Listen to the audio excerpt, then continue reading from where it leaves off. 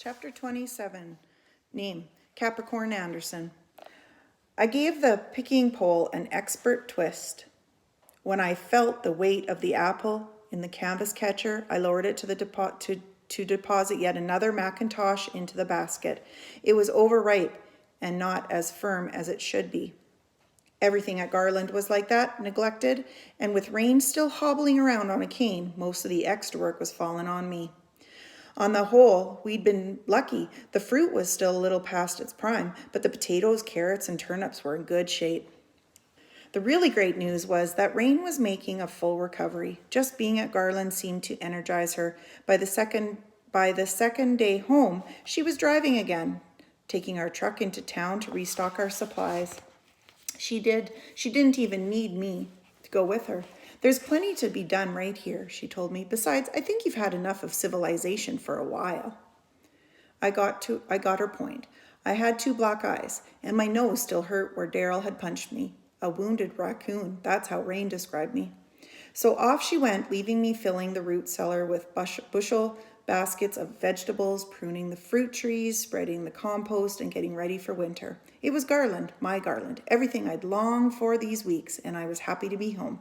But my mind kept wandering back to the halls of C Average Middle School, the crash of locker doors, the babbling of excited conversations, the ringing of the cell phones, the beeping of Game Boys, the traces of far-off rap music escaping the earbuds of 100 iPods. It was crowded, noisy, obnoxious, and even scary, but it had its own rhythm and urgency in life, and I missed it so much it was almost like an ache. At night, I spent hours poring over yearbooks. Each familiar face triggered an avalanche of memories. Tai Chi on the lawn, sing-alongs in the music room, tie-dyeing, and the hundreds upon hundreds of Halloween dance volunteers. I looked around Garland, and in my heart, I knew it was the best place for me. But the quiet and dull beiges and greens and familiar farm chores and the complete lack of other people, this used to be my life. It used to be enough before. Did I want to go back? How could I? I spent all my time there wishing I was here. Yet that life kept calling me. I wanted to eat food that was scooped into my tray by crabby ladies in hairnets and greasy aprons.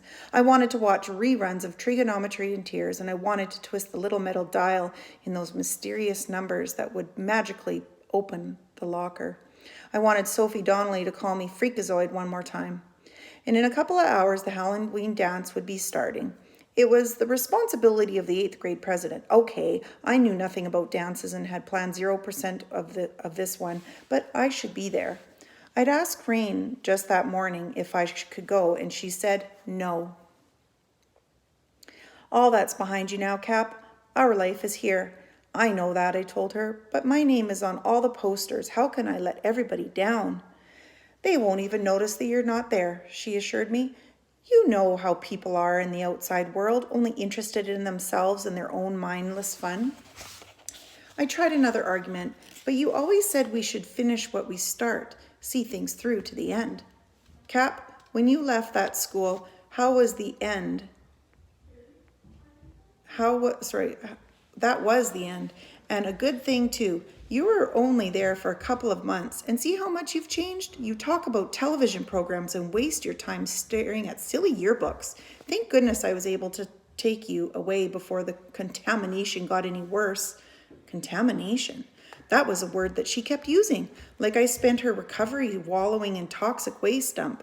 Sure, the Donnelly house and C Average weren't much like the life Rain and I had built at Garland, but different didn't automatically mean bad.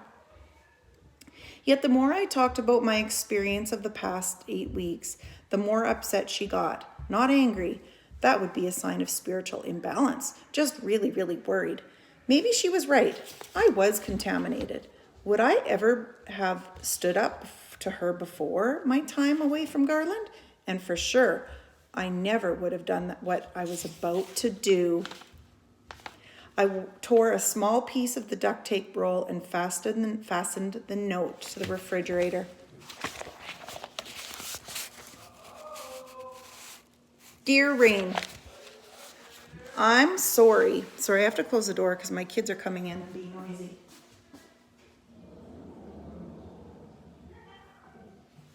Sorry, guys. I don't know if that'll work. Anyways. Dear Rain, I'm sorry, but this is just too important. Don't worry about me. I'll be home soon, Cap. Rain had the pickup, so that left me on foot.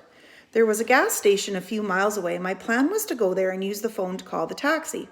I didn't have any money, but I still had one last check that would get me anywhere I wanted to go.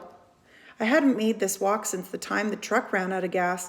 I'd forgotten how long and dusty it was. The whole way I didn't see a single vehicle. I couldn't help thinking of the crowded streets around Sea Average. Finally, though, the red gold of the autumn brush, I could make out the Service King sign. Maybe it was because I was upset about disobeying Rain. Whatever the reason, I didn't notice the car until I was in the middle of the road. The driver slammed on the brakes and the tires shrieked their protest against the asphalt. The sedan spun around, its rear end swinging towards me at incredible speed. Desperately, I flung myself out of its path. The taillight missed me by inches and I had tumbled into the ditch. The driver jumped out. "Mister, are you okay?" I would have known that voice anywhere. "Sophie?" I sat up and there she was, peering anxiously down at me. "You maniac!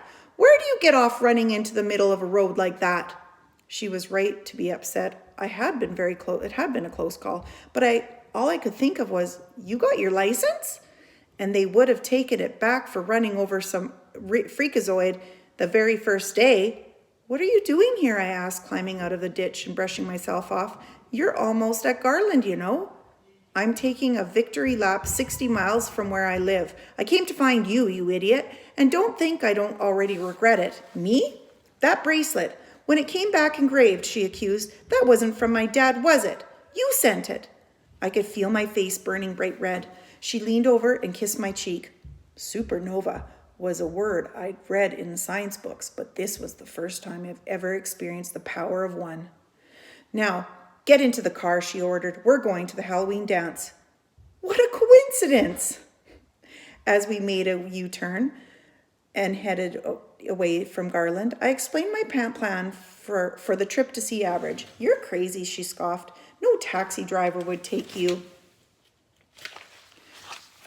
a check. And even if he did, how were you planning on getting home?" I figured he'd wait until the dance was over and then